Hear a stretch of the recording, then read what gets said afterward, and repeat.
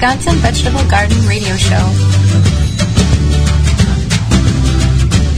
With your hosts, Joey and Holly Baird.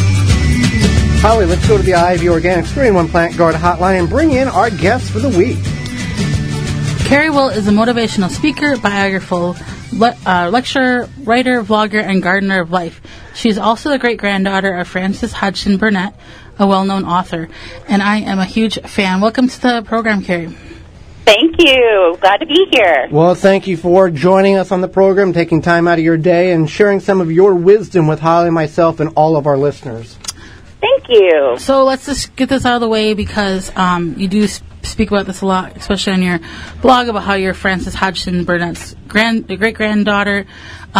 Maybe some people are not familiar with her name, but are familiar with the title of some well-known books she's written. What are some of them? Absolutely, yeah. Most of the time when you say, we actually call her FHD in our family because most people can't even get through all three names.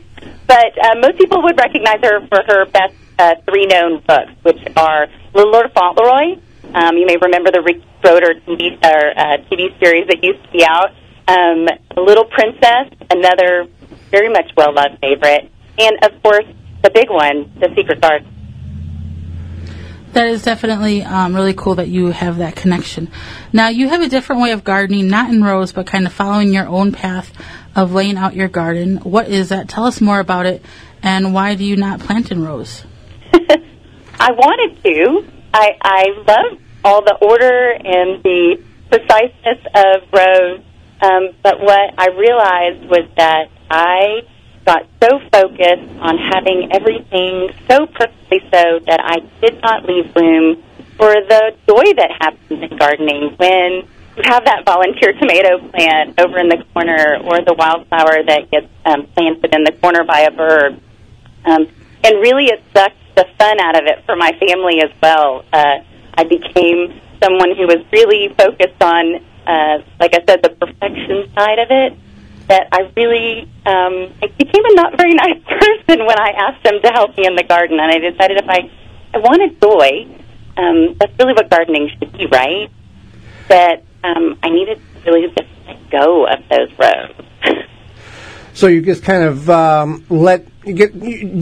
so you're planting kind of like nature would intend it? Is that kind of the mindset now? Yeah, I mean, even the Secret Garden even says, she said, please don't let us make it tidy. It wouldn't seem like a secret garden if it was tidy.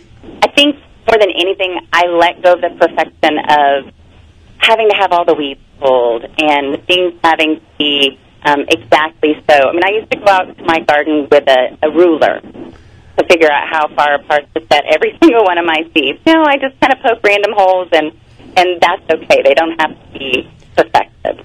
Well, yeah, and we have found out whether the row's straight or crooked, bush beans grow pretty good either way. It all tastes the same, absolutely. And I just think there is some wisdom to that, not just in the garden, but in your life, where you're just like, hey, sometimes you just have to let things go and enjoy them for the beauty that they are.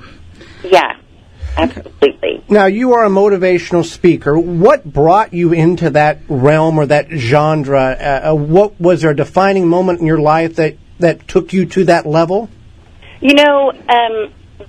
I took over the speaking about my great-great-grandmother about 7 or 8 years ago. My mother had done it for many years before that and kind of passed the baton on to me. And when I was talking to my brother, actually, I'd just gotten back from a public speaking event at an opening of one of the Secret Garden musicals, which if your listeners have not seen the Secret Garden musical, I highly suggest it. It's amazing. But I got back and I was talking to my brother. He said, I've listened to millions of speakers over the years in his sales business. And he said, information is great, but then what do I do with it?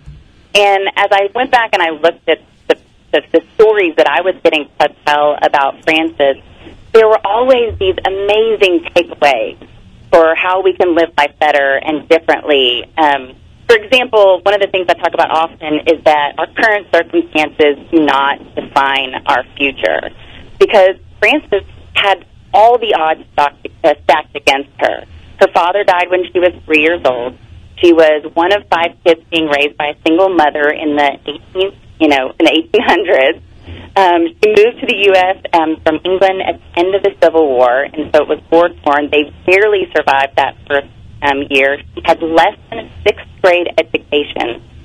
And then she was a woman, which back then was a hard thing to be. But she didn't let those circumstances define her future. She went on to become one of the most prolific writers of the 19th century. Not only are those 3 books that she wrote, but she also wrote the other books, 5 of those bestsellers. She wrote 1,000 short stories and 50 plays, on top of breaking gender barriers, and she was highest paid author of the 1920s, and she did, all sorts of amazing things. So, it says, actually in a little spotlight, it says it's astonishing how short a time it takes for very wonderful things to happen. And so I just try to encourage my audience, just hold on. Change is coming. Today does not define us. No, it doesn't. And sitting there and pouting and saying, oh, woe is me, doesn't fix the problem. You have to make things happen in order for change to occur. Absolutely. I mean, it's applicable in the garden and in life. You can, you got something to eat in your plants, you got to do something about it, or, nothing's going to help. I think you've inspired Joey to become a motivational speaker now. Oh, yeah. Go, Joey. Your Instagram is full of life lessons. What is your favorite life lesson that you have experienced recently and would like to share with us? Oh, goodness. One of my favorites, I think one of the biggest ones is that just that reminder that you never know who is listening. Here recently, I actually started those vlogs. I didn't even know that word when I started. I thought I was just making these videos. I didn't know. Anyway, and I thought I thought I knew who would be listening to me. Well, and it turned out that my 13-year-old daughter's kids were listening. And I think about even Frances's life. She had no idea the people that her words were going to affect. She didn't know who was going to be listening. She didn't know that we would find years later a handwritten letter from Helen Keller asking her to write Little Lord Fauntleroy in Braille so that other blind children can read it. She didn't know that Alexander Graham Bell would be sitting on a train reading one of her books and write a letter to his wife about how great a writer she was. So, we just never know who's listening, and so we got to be careful and guard our words and, make sure our words are being used for good. Well, and that's true, and that falls in line with this program. We are amazed at the people that come up to us from and emails and Facebook messages from all over the country. Hey, I listened to your program. Hey, thanks. From Miami, Florida to Portland, Oregon to Maine and everywhere in between. We get these messages of our little radio show, and they're listening to it through podcast replay or live via the apps that we're on. And the crazy thing, I think, too, of that is that you're sitting in a room all by yourself. Well, I mean, clearly you've got Holly, but, sometimes you forget that there are people out there listening, and it's pretty cool. It really is. It is absolutely phenomenal and rewarding in a very unique way. Yeah. Now, you say the best advice comes from a blooming flower. What does that mean, and what is the advice, and how did you come up with this, the saying? Well, I think so many times there's a lot of people giving us input in our lives, right? Somebody's always giving their opinion, whether that it's warranted or not.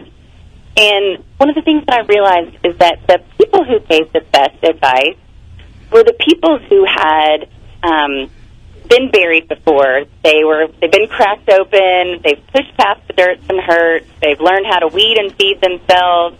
They figured out the good things they need to do in order to grow. And so I really look to the people around me who have bloomed before and have done it over and over again. And so I don't know that there's one piece of advice, but I think the advice really is to look to those people who are blooming and growing around you and seek out their advice. Don't go to the one whose garden and life is withering and not well watered. Go to the one who's figured it out a little bit better than the rest. And the best thing, and the worst thing that can happen is I don't want to talk to you. And the best thing that can happen too is they sit down and share with you the secrets in which got them to where they're at. Absolutely, and I think most people are willing to share. You just have to ask the question. Yeah, I think most people don't understand the value that their life experiences will have when they share it with someone else. Yeah, and to have somebody come up to you and say, hey, I've noticed this XYZ about you. What is your secret? What have you done to get there? That is something the receiver is, okay, I didn't know somebody was watching me that close. I will share with this person. And it really is an uplifting, emotional, positive effect on both people. And also true in gardening. I mean, gardeners, you ask a question and they'll talk for days. Right. And they'll be willing to help you with any advice, for sure. Yeah, oh, definitely. For sure. I have coworkers that come up to me or people that work for my company and say, I'm sure you're sick of talking about gardening, but I just have this question. I'm like, oh, no, I'm never. And you get people that stare at you strangely at the grocery store and then they come up to you and go, I know you. And then you're like, okay, who are you? And then once they explain, then the creepiness goes away. Right. Yeah. I love that. There's that too. Well, Keri, can you tell us more about how to find you and your information and your website and all that good stuff? Yeah, you can find me on all the social media channels at FHBNme. So, like Frances Hodgson Burnett, FHB, and me.com, or FHBNme on Instagram. Instagram's probably where I hang out the most, for sure. But I also have a YouTube channel as well, which is FHBNme as well. Well, Keri, we greatly appreciate the positive interaction that we've had with you on the program today, and thank you for taking time out of your day and sharing your knowledge with Holly, myself, and all of our listeners. Hey, thanks for inviting me, and everybody else, blessings and blooms on your winter gardening. Do you guys get to do winter gardening where you are? We do inside gardening. We don't do a whole lot of outdoor gardening. Oh, we're lucky here in Texas. We get 4 seasons, but we typically get them all in one day. Yes. Well, thank you very much, awesome. Keri. Thank you, guys. For more information, please visit thewisconsinvegetablegardener.com.